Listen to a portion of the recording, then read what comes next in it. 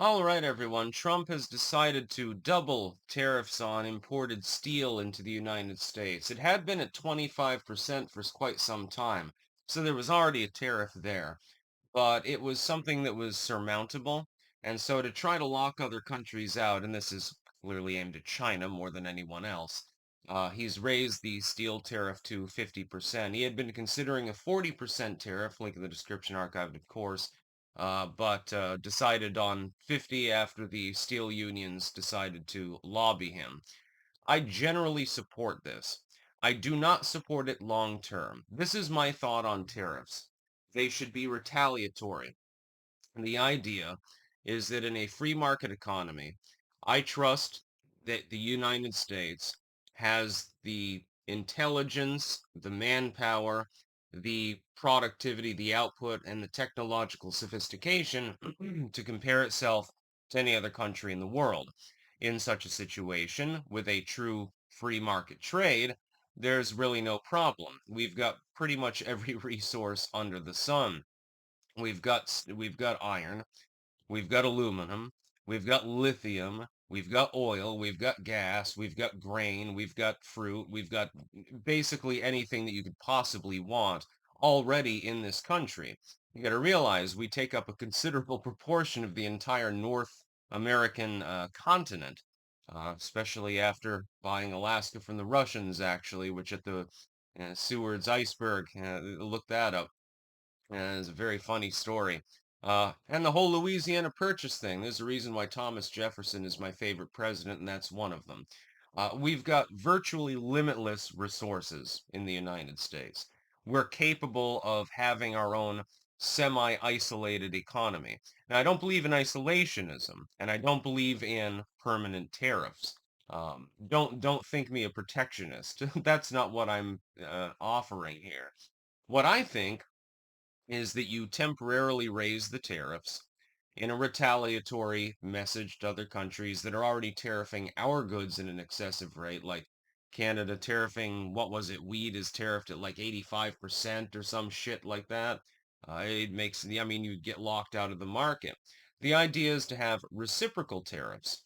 The idea, therefore, is that while costs will rise across the board on both sides of the border, hopefully the other country backs down and comes to the table and says, okay, we're going to reduce our tariff to like 10% or something like that.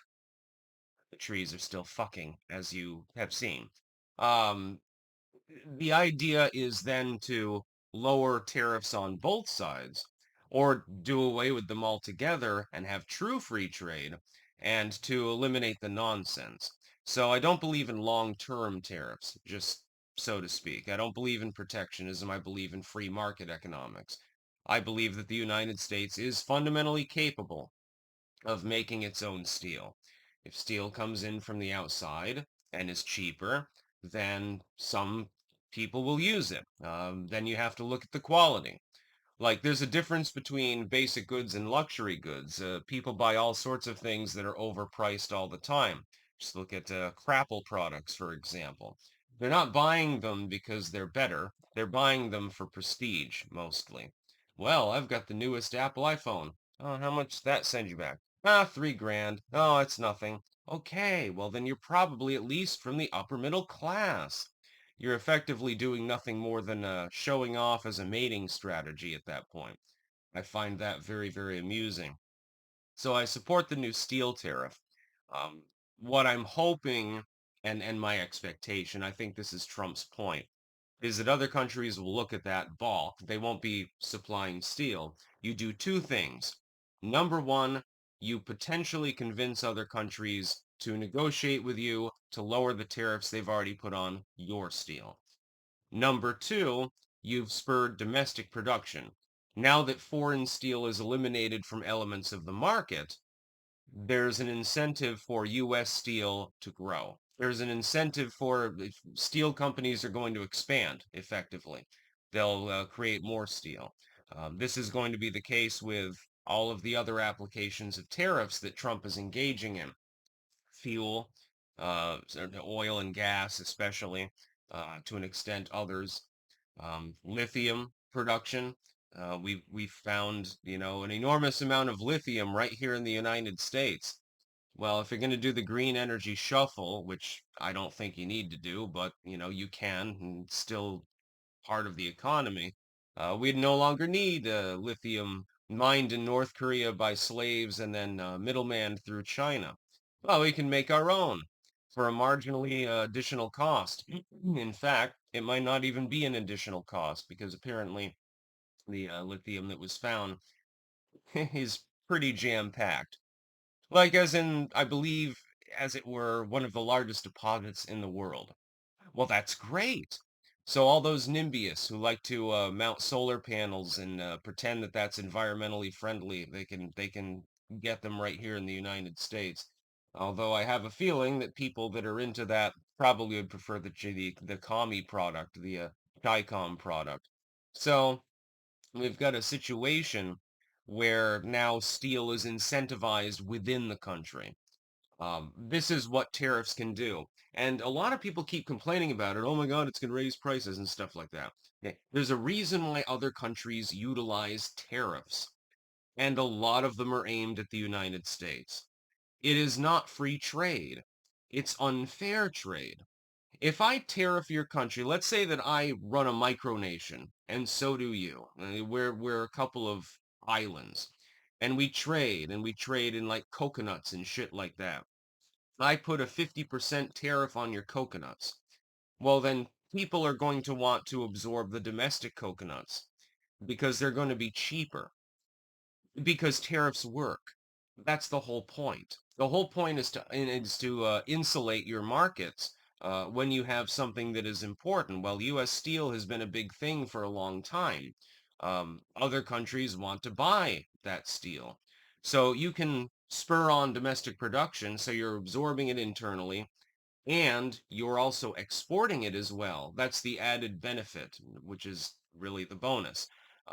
You're exporting more of it potentially because now all of a sudden your steel output is much higher and you can make profit off of that potentially. So tariffs do work. There's a reason why countries engage in tariffing.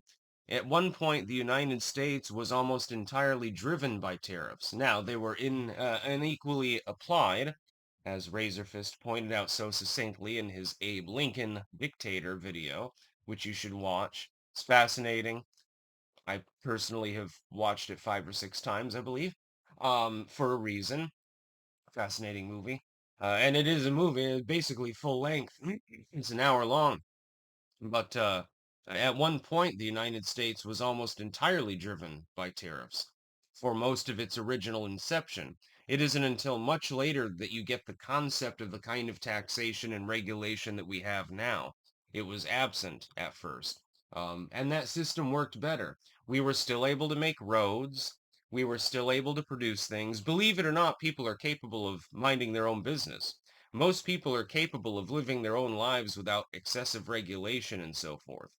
But the tariff should be seen mainly, unless you're going to replace the income tax entirely and abolish property taxes, should be seen as a temporary measure, a retaliatory measure by the largest economy in the world towards, in some cases, its own allies for screwing us. This is the same thing with regards to NATO spending. Trump gets it. Most people don't. They think that if the United States reduces its pledge to NATO or something like that, that all hell will break loose. The Western world will fall. No, it's more like we're asking other people to simply pull the weight that they promised to pull in the first place. It's not because we don't like you. Hell, I have no problem with anyone in Europe. It's not because of that. It's because it's called fairness. That's about all. Peace out.